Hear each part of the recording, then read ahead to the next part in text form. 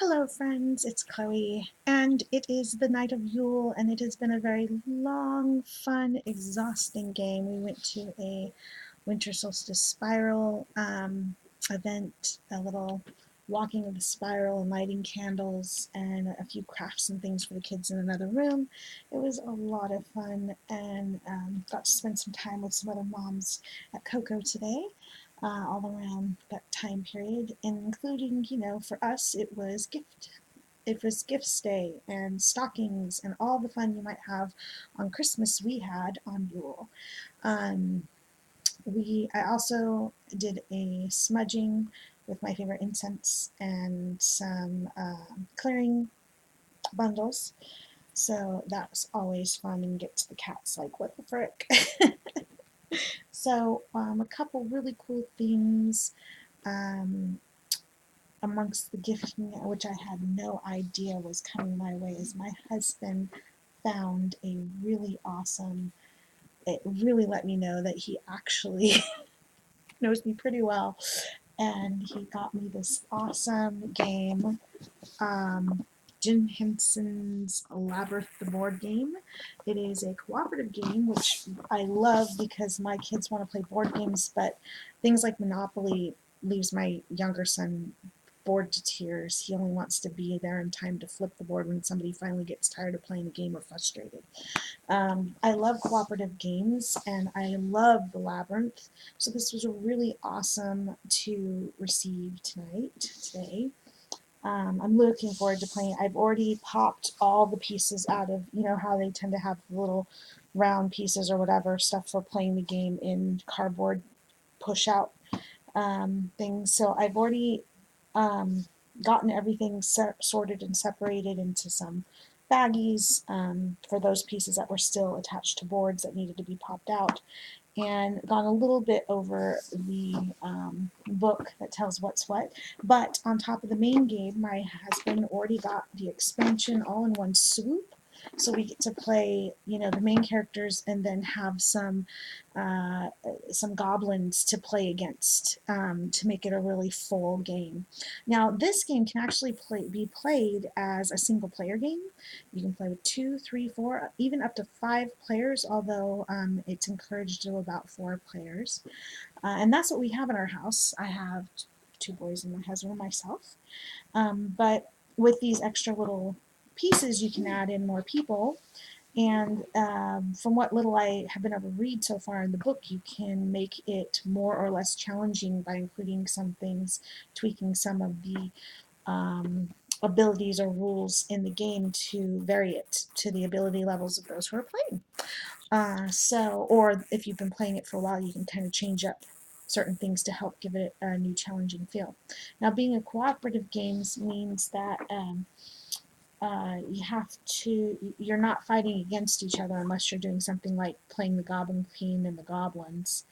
And then the rest of the characters are helping each other move along in through the labyrinth, trying to get to the Goblin City and get the baby back before the time runs up. So I'm really, really looking forward to this game.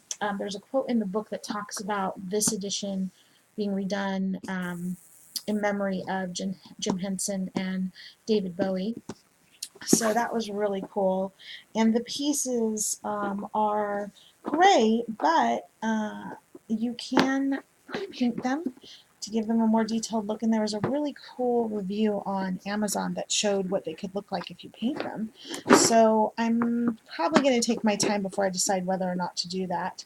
But I really did love the unique look I saw somebody had done with their set. And I'm looking forward, I'm really hoping that this becomes more than just me getting a really cool souvenir from my love of Labyrinth, that this cooperative game works well for my family. So this was one of the gifts. And here, I'm going to show you a few of the goblins you might recognize if you've seen the movie. This is one of the goblin knights on the back of the little creature or steed. Again, just so much cool detail, and I think if I do decide to try to paint, it's going to be so much fun. It has so much cool little detail in this dude.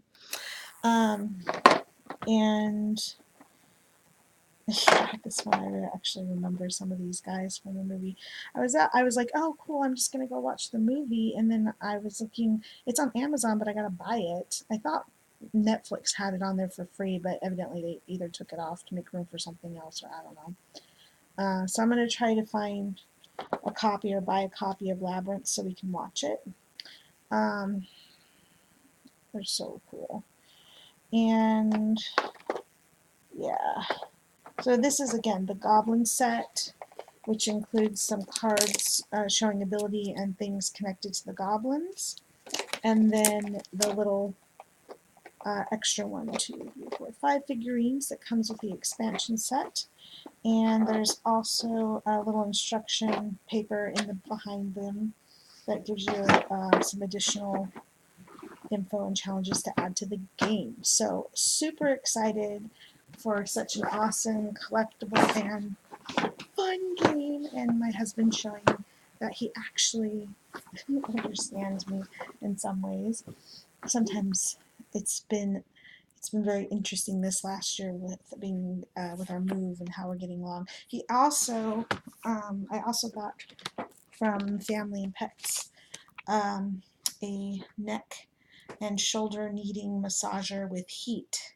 And evidently you can use it on your lower back, you can use it on the back of your legs, your thighs, whatever different things. It shows some other uses than just your neck and shoulders for being able to use this Nursal. Evidently it's from like the UK design, massager and heating, which I can really use because I get very achy and a little twitchy and stuff.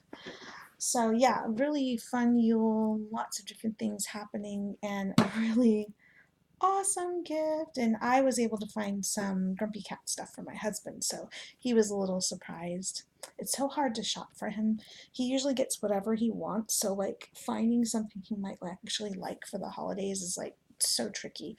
But I pulled something out for him, me and the boys.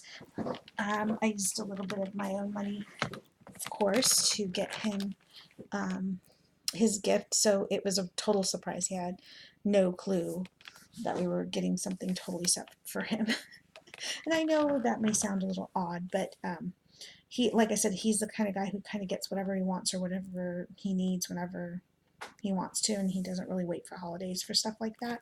So, and plus he kind of viewed our trip that we just went through as a big gift to himself as well, and the excursions he bought for himself were kind of a gift to him, a gift from all of us to him as well. So for me to find 1 or 2 things that he actually really liked was really cool for me and the kids to pull that off without him knowing.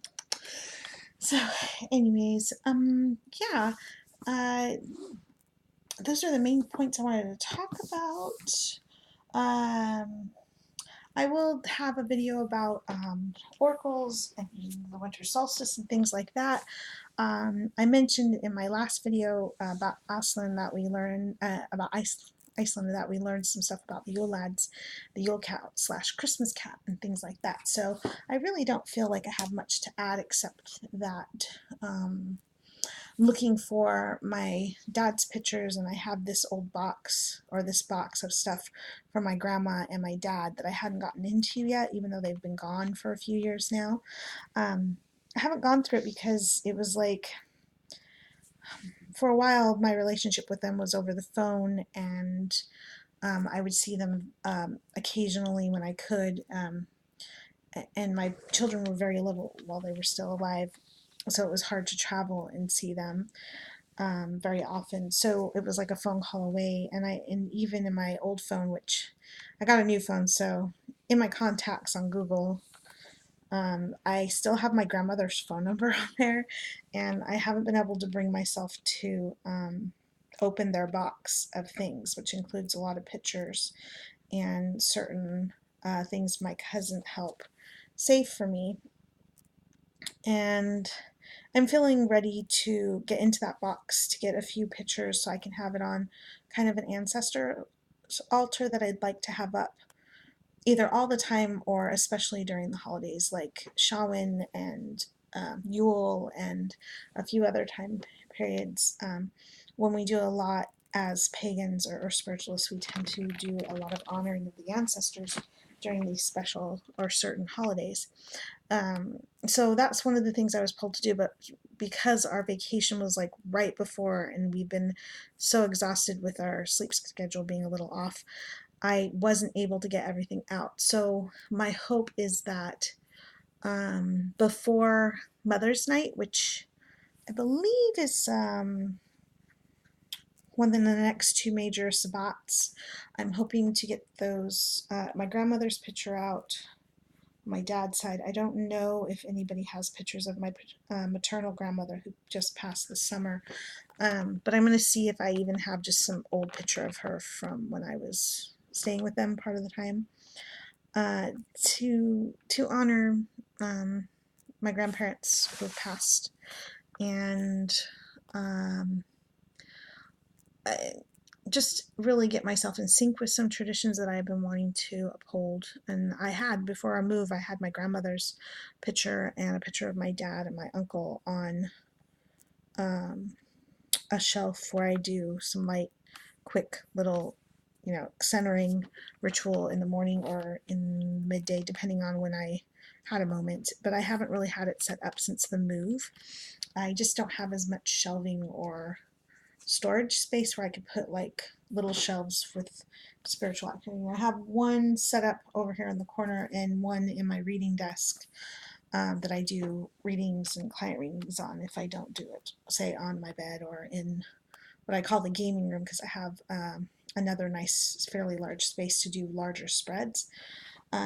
Because my desk for readings is actually not a very large desk. It's a corner angled desk. It is large enough to do, I tend to not do huge spreads, but if I do want to do larger spreads, more detailed spreads, I usually just do layering on top of layering of cards instead of huge widespread spreads.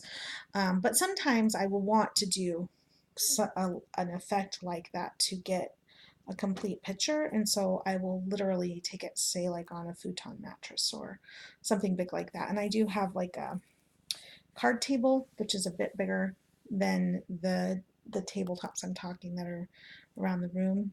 And that gaming table, that card table is in the gaming room, which I keep leaned against the wall, and then I just pull it out when I need it or want it, because it's fairly simple to set up. And I think we will be doing that for the board game, because our dining room table has been getting a mixture of holiday treats on it, and right now it's a Lego setup station of putting Lego sets together, and there's not a lot of room to play the game, so I'm probably going to end up putting down the card table so we can try out this game, the Labyrinth game. And I just was doing a little research on this Labyrinth game just to get a feel for how the gameplay was. I was wondering if I could find, a video of people playing it or anything like that. But I also saw that there is a Dark Crystal game by the same company called River Horse. I believe, let me just take another peek. There is here it is, John Henson's Dark Crystal game. I want to check if it's the same publisher or not.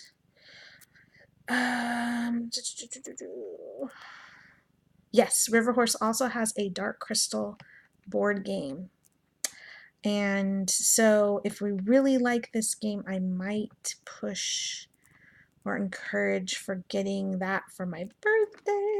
I don't know. Maybe I'll be more of my Oracle's Tarot then. I don't know. But I had heard some really awesome rumors that they're doing a prequel Dark Crystal series on Netflix.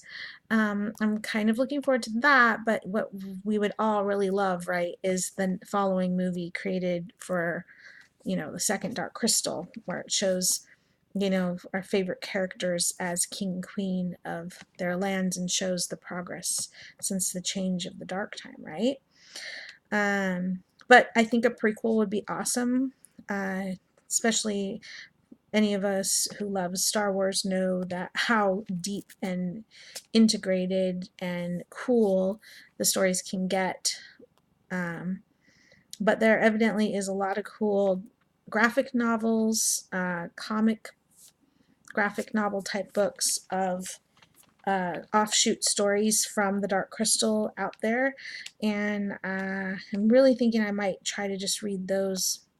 But just so you know, if you like cooperative games and you love board games, there is a Dark Crystal game, and of course I've just gotten the Gem and some Labyrinth, and we'll see how it plays. I'm really hoping my younger son will enjoy it along with the rest of us. He tends to get a little bored and ends up just leaving if a game it doesn't have enough stuff going on to keep his attention. Like I said, what's that? Very traditional name. Oh, it's flipped my mind.